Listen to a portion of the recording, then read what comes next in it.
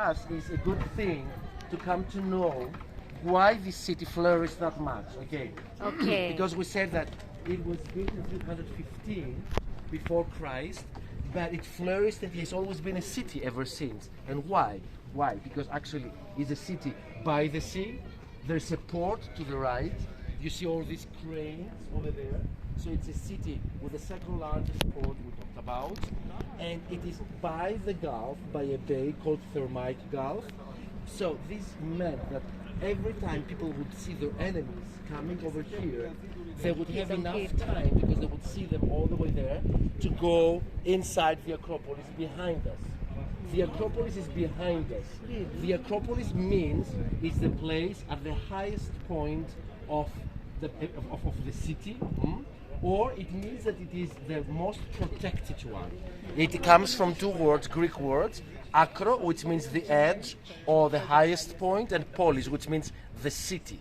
So people, all of them would go inside there. We are going to drive inside the Acropolis of Thessaloniki.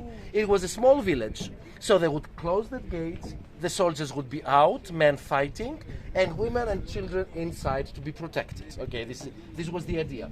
Plus, to the right, western part of Thessaloniki, is the fields, we call them the Macedonian fields, of Macedonia it means, which are really fertile. They are crisscrossed by 4 rivers. It means that they bring many fruits, many vegetables, and actually they produce 1/3 of the annual national production in vegetables and fruits. This is of huge importance because Greece in general is a mountainous country. I mean, you remember the map? I mean, from north to the south, we have a mountain chain called Pindos Mountain, and actually it is the spine of Thessaloniki, this is how we call it, and it divides Greece into 2 parts, the eastern and the western part. So it is a really mountainous country. So when we have fields, it's really important because this way we can live on this food, right? So that's why Thessaloniki became that prominent. Now, what you see is, of course, okay, the Thermite Gulf, and you see that it changes colors thanks to the clouds. See now the clouds coming towards us. Next days, I'm sure you will be lucky, and the mountain you will see in front of you is Mount Olympus. We talked about it. To your left-hand side, do you see that peninsula really close to us? Not the last one that actually closes the gulf, but the one to our left over there, the small one. A little bit before that, you see that brick, not even tower because you came really close, a little bit back. You see that there's a red big building that actually goes into the sea as well, over there. That one is the music hall where you're going to perform. Oh. Yes, it's over there. Yeah, this is the one. So you see that peninsula, the small one, okay? Like from here, it's like 2 fingers, as I usually say, if you put it. And a little bit before that is that brick, big building, an amazing one. There are 2 buildings. There's M1 and M2. Mm-hmm. Do you know which one is it you perform? M2. Okay. So M2 is just behind it. It is made of concrete and glass. You're going to see that. It's an amazing building. M2, it's just behind it. Okay. So the whole place going from the White Tower, have you spotted it? The White Tower in front of us? Yes. Yes. Do you see that it's like, if you see those 3 boats in front of us, go to the one in the middle and then come 1 figure in front. You're going to see to your left is the White Tower. That tower over there. From that point on, I mean, all the way to your music hall, it used to be the district of the provinces where rich Thessalonikians used to live. And they had their mansions over there. So it's a really nice promenade place. Nowadays, unfortunately, they extended it. So now it's all made of concrete, but many flowers, many trees. It's a really nice place. From the White Tower all the way here, you see that there are walls. The ones we drove by on our way up here. To our left, there would be the cemeteries. You remember we talked about it. If you go to that building in front of us a little bit to the left with the roof, is my school I told you about. And then if you go till that stadium over there with the yellow seats, to your left over there, you see a stadium, which is a round one over there, like oval building. The whole place here is the university campus. It's that big. So it starts from that point on, yes, and goes all the way to the stadium with the yellow seats over there. What you see are all the faculties. We have the modern buildings. Modern buildings usually means ugly buildings, unfortunately. But you see them, all of them are faculties of the University of the Aristotelian University of Thessaloniki. So you can get that 80,000 people, of course, they can fit over there. And you see that it's totally in the city center. The city center is in front of us and to the right till the port. The whole thing you see in front of you. We talked about multicultural society and where everybody would live. Okay, in front of us, it would be the place of Christians, the Christian district. We're talking about the period from 13th century and onwards, and mainly during the Ottoman Empire, 15th century all the way to 20th, I will tell you. And then to the right, it would be the Jewish district, and over here it would be where the Ottomans would live, the ones who had conquered the place. Now, the Ottomans came to the city in 1430, and actually they conquered the city, and they invaded the city through this tower. They couldn't really siege the whole place, they couldn't even take the city, but they made it in a week because people were really, really tired inside because of the siege of 1 week. There were many sieges even before, so they were totally tired, and they entered this way. Probably the guard was really tired or he was sleeping. Unfortunately, he paid it with his life, and they entered here. And the orders by the Sultan were that kill them all. Don't leave anyone alive. And this is what they did.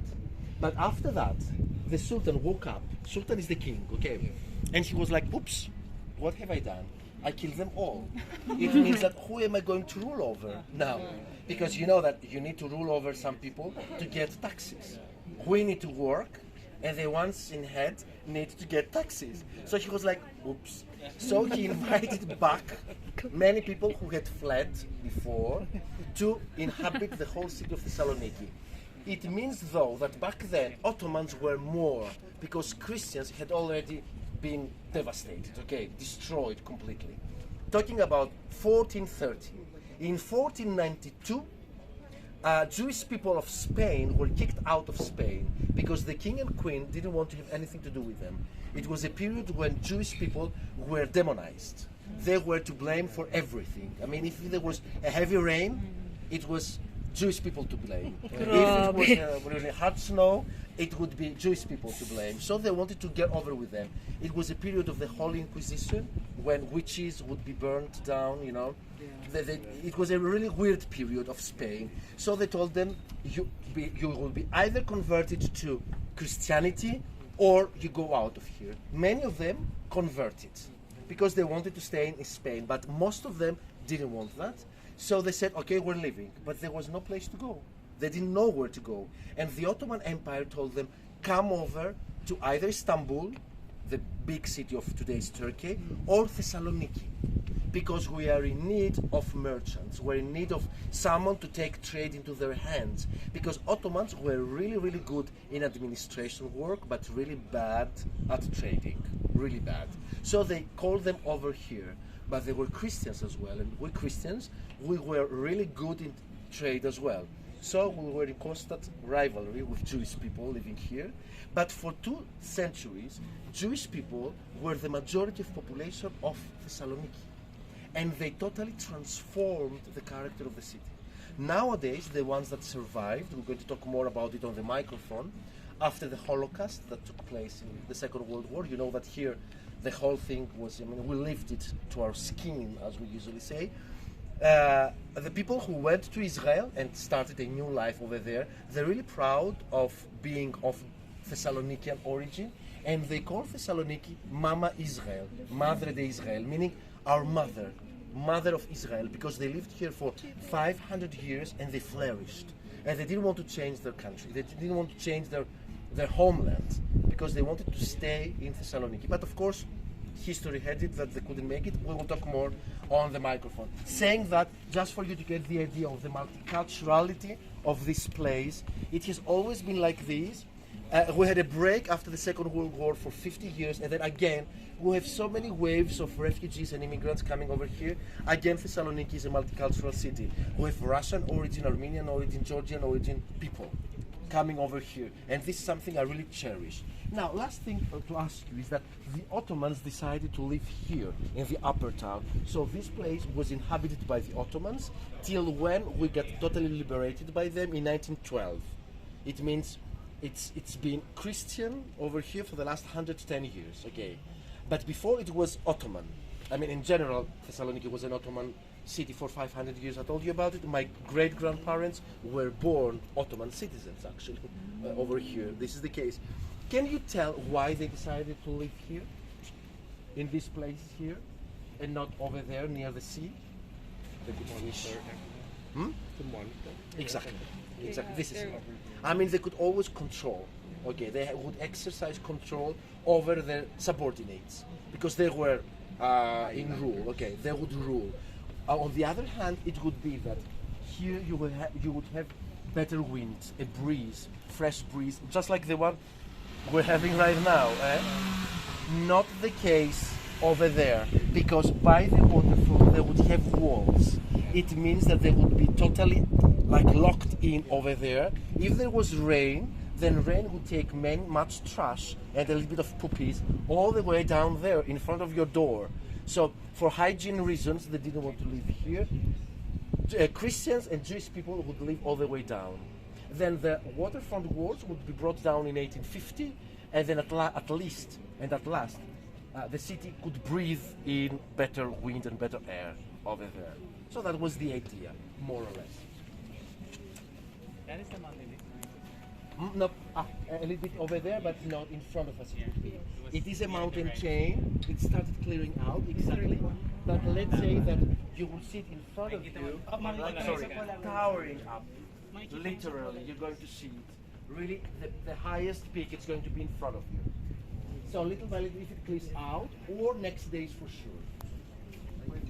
Because it's a mountain chain, right? But it's not that impressive as it would be in front of you. Sorry, little by little, it started clearing out. You're going to see the mountain. Yes? Yeah. I cannot really tell if it's the mountain or the clouds yet. Yeah, because it's not like Fujiyama in Japan. Yeah. This one looks like, no, I think it's clouds for the time being. Yeah. But a little bit in front of you, if you check that draft, it's a really light blue draft. You're going to be seeing it. Yeah, well, we might have the chance to see it even by the end of the tour. Yeah. Very nice weather for the time being. Not hot, yeah?